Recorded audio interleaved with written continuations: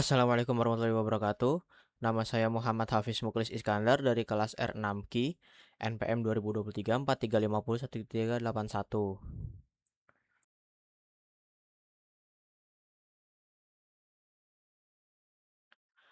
Kali ini saya akan menjelaskan tugas penulisan ilmiah saya, yaitu tugas proposal tugas akhir yang berjudul Analisis Tarif Integrasi Antar Moda Transportasi Umum di Jakarta dengan Algoritma Naif Bayes dan KNN. Di sini terlihat judul dan nama saya. Lanjut ke daftar isi. Yang pertama ada latar belakang, kedua ada batasan masalah, ketiga ada rumusan masalah, keempat ada tujuan penelitian, kelima landasan teori, keenam penelitian yang relevan itu apa aja, yang ketujuh ada algoritma penelitian yang saya pakai. Lanjut, latar belakang. Transportasi merupakan kebutuhan utama dalam mendukung mobilitas masyarakat DKI Jakarta.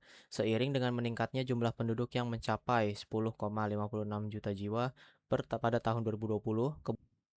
Selanjutnya ada landasan teori.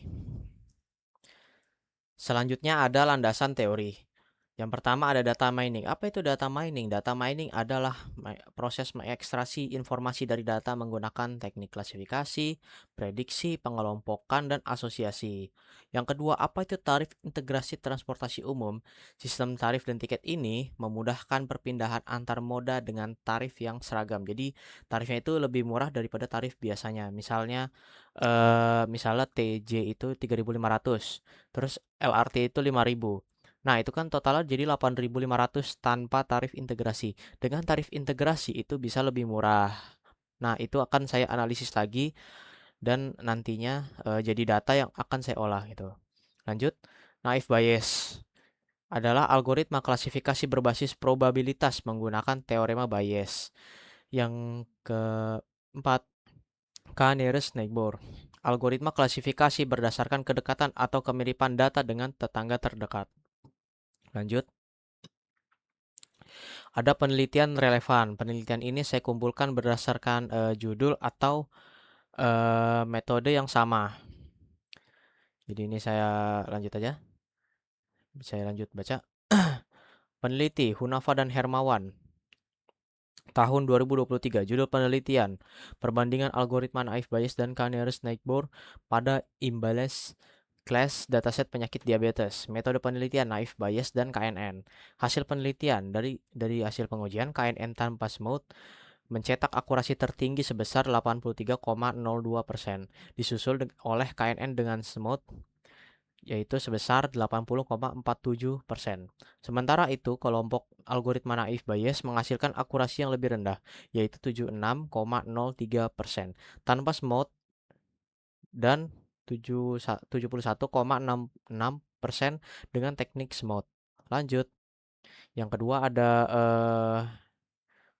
penelitinya Forino tahun 2023, metode penelitiannya deskriptif. Judul penelitian, implementasi kebijakan angkutan umum di DKI Jakarta. Hasil penelitian berdasarkan hasil one sample t-test, seluruh indikator penelitian menunjukkan hasil signifikan A dengan nilai rata-rata lebih dari 2,5.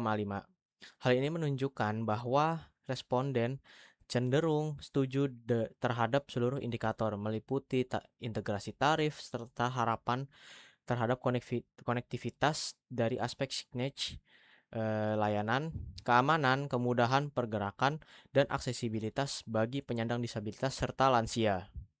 Lanjut. Anissa dan kawan-kawan tahun 2025. Judul penelitian, perbandingan algoritma Naif Bayes, Decision Tree, KNN, dan Random Forest untuk memprediksi data penduduk penerima BPJS di Lampung Timur. Metode penelitian, Naif Bayes, Decision Tree, KNN, Random Forest.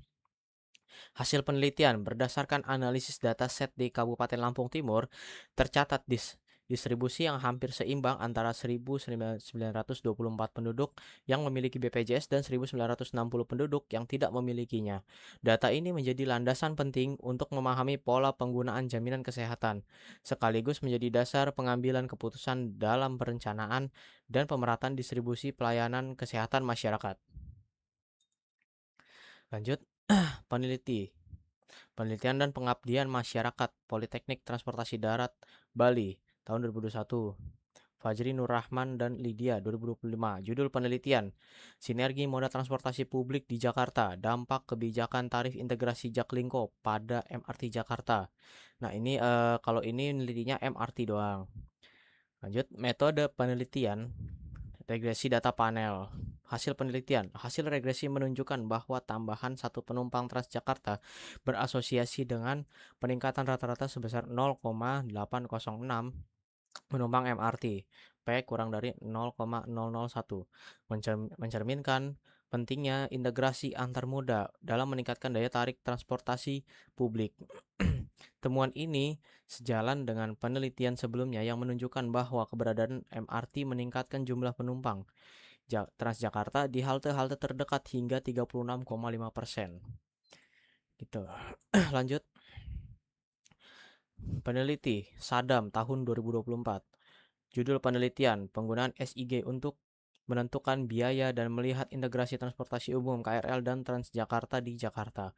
Metode penelitian, metode deskriptif dengan teknis analisis buffering. Berdasarkan hasil penelitian yang telah dilakukan dengan menggunakan teknik analisis buffering, dapat diketahui bahwa persentase integritas antara stasiun kereta rel listrik atau KRL dengan BRT Transjakarta hanya 50% saja. Lanjut, algoritma penelitian.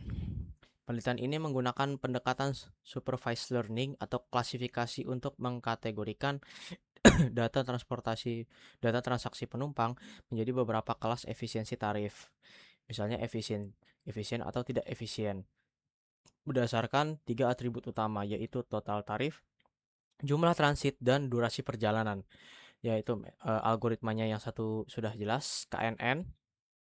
KNN bekerja dengan cara mengklasifikasikan data transaksi penumpang berdasarkan mayoritas kelas dari tetangga terdekatnya. Yang kedua, naive bias. Naive bias ini melakukan klasifikasi berbasis probabilitas menggunakan teorema Bayes dengan asumsi bahwa setiap atribut data transaksi bersifat independen atau tidak saling mempengaruhi. Jadi itu saja penjelasan dari saya. Kurang lebihnya mohon maaf. Kalau ada salah kata mohon maaf. Wassalamualaikum warahmatullahi wabarakatuh.